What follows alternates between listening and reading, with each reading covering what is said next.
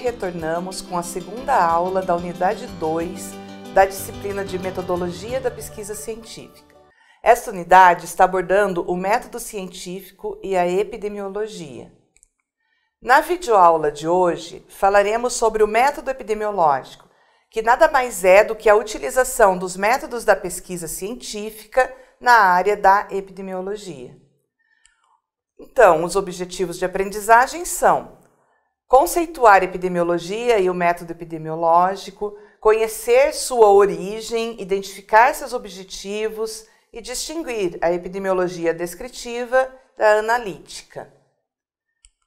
O termo epidemiologia tem origem dos radicais gregos epi mais demos mais logos, significando então o estudo das doenças na população. A partir desses radicais, temos os termos, então, epidemia, que são doenças que afetam a população, que tiveram origem no início do século XVII.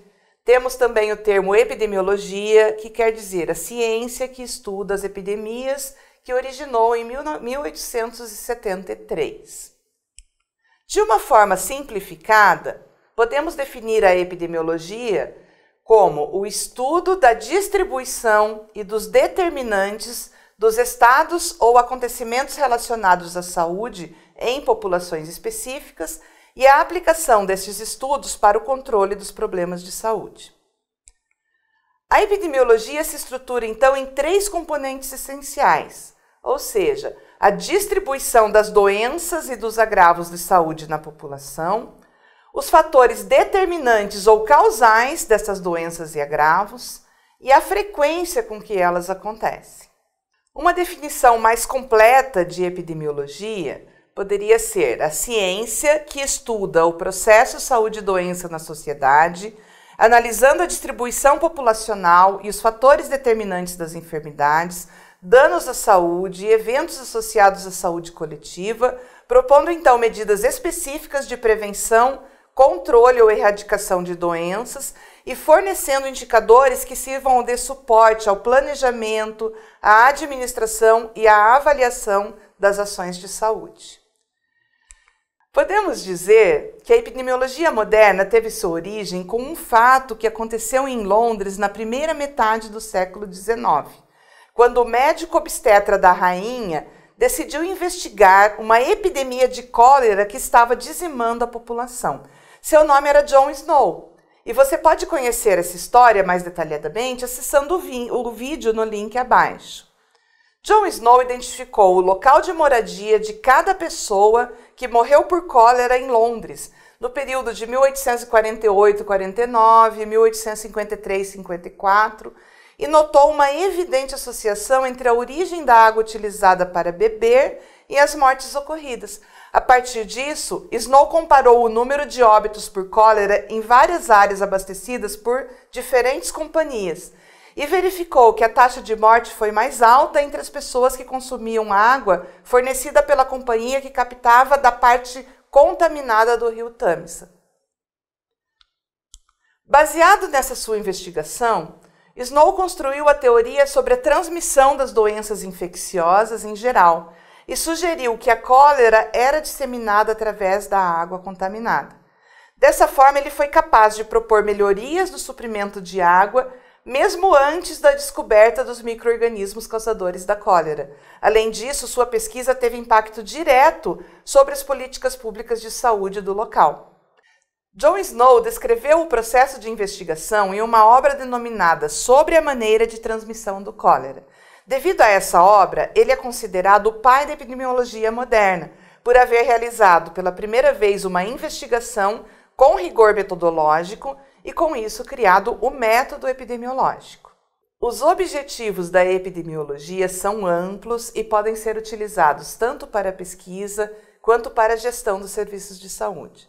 São eles: descrever a distribuição e a magnitude dos problemas de saúde nas populações humanas, proporcionar dados essenciais para o planejamento, execução e avaliação das ações de prevenção, controle e tratamento das doenças, bem como para estabelecer as prioridades das ações de saúde, e também identificar os fatores etiológicos na gênese das enfermidades, quando surgem novas enfermidades cuja gênese não é conhecida.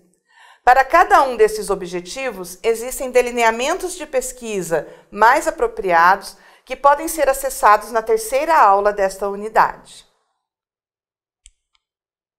A epidemiologia pode ser classificada de duas formas, de acordo com o objetivo. Nós temos a epidemiologia descritiva, que estuda a frequência e a distribuição dos parâmetros de saúde ou dos fatores de risco das doenças na população. E nós temos também a epidemiologia analítica, que testa a hipótese das relações de causa e as associações entre os fatores e as doenças. Corresponde aos estudos denominados explicativos que apresentamos na videoaula anterior. Temos aqui um exemplo da epidemiologia descritiva, que seria, novamente, a observação da frequência e distribuição de um evento relacionado à saúde. Podemos querer, por exemplo, saber a respeito do tabagismo entre gestantes. Podemos nos perguntar: qual a frequência de gestantes tabagistas no meu município, ou no meu estado, ou no meu país? Podemos também querer saber sobre o baixo peso ao nascer. E podemos nos perguntar: qual a frequência de baixo peso ao nascer no meu município, no meu estado, no meu país? Estamos apenas descrevendo esta frequência, que nós chamamos de prevalência. Mas nós podemos ir adiante e podemos nos questionar se existe relação entre o tabagismo nas gestantes e o baixo peso ao nascer. No caso, avançamos para o campo da epidemiologia analítica, que testa hipóteses de relações de causas e associações. Então, no caso, nós podemos formular uma hipótese, nós podemos ter uma hipótese dita nula, que nós pensaríamos, então, não existe relação entre baixo peso ao nascer e o tabagismo nas gestantes.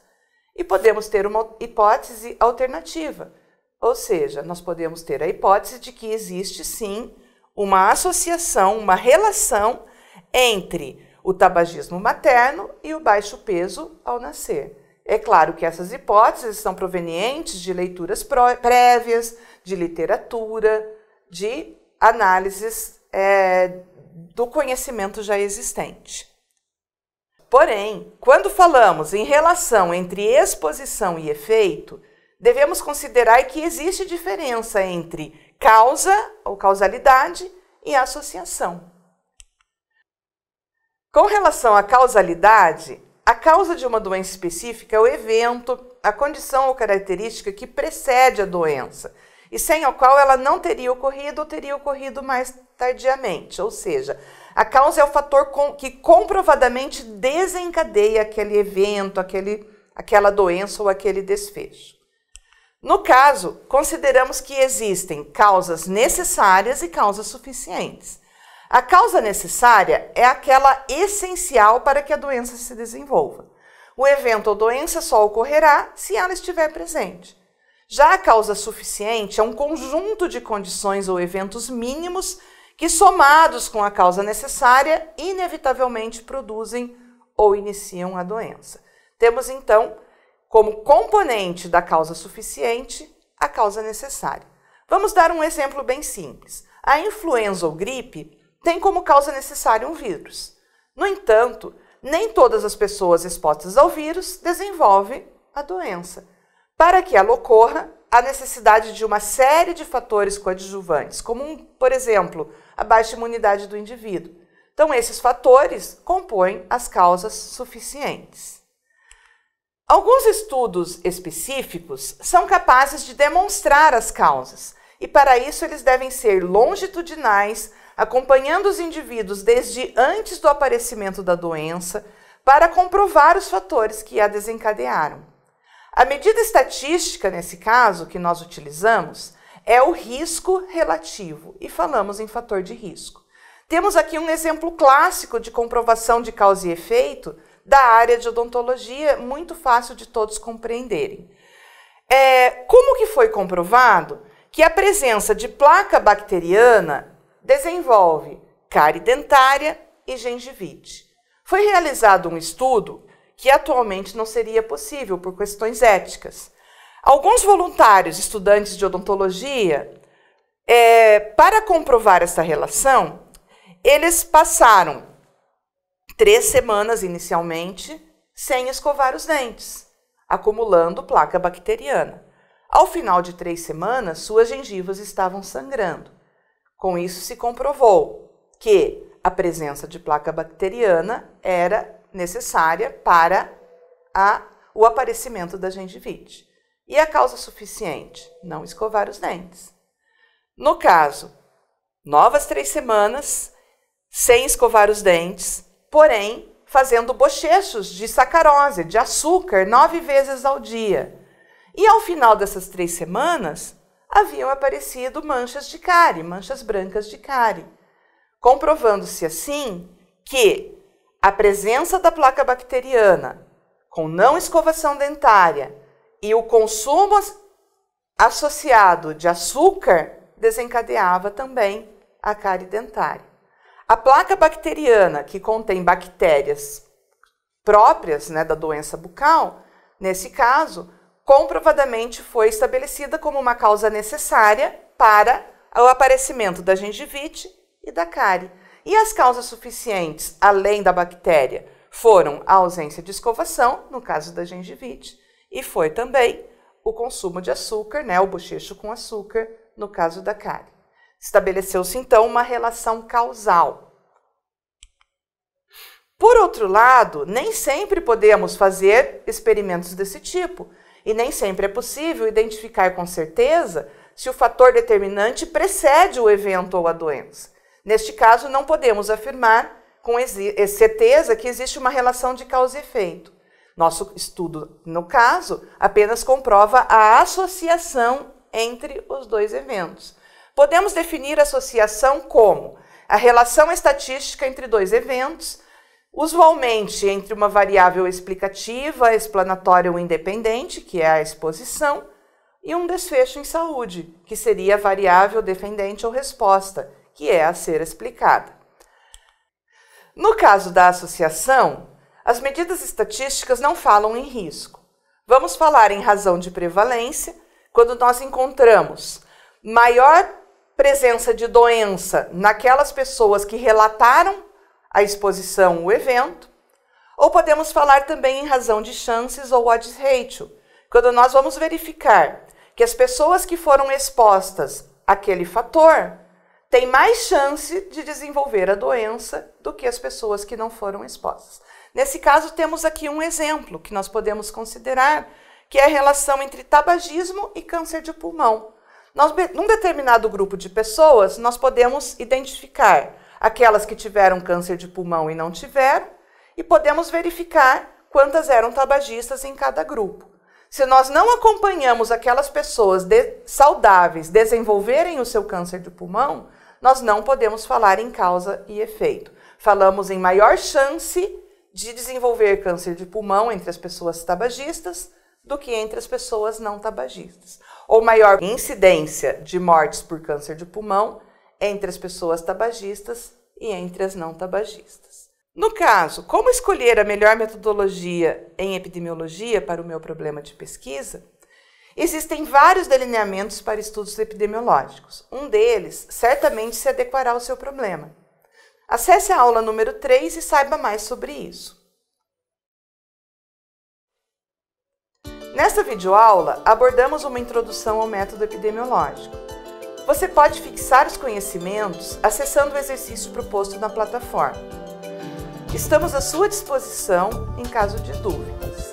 Bons estudos e até mais!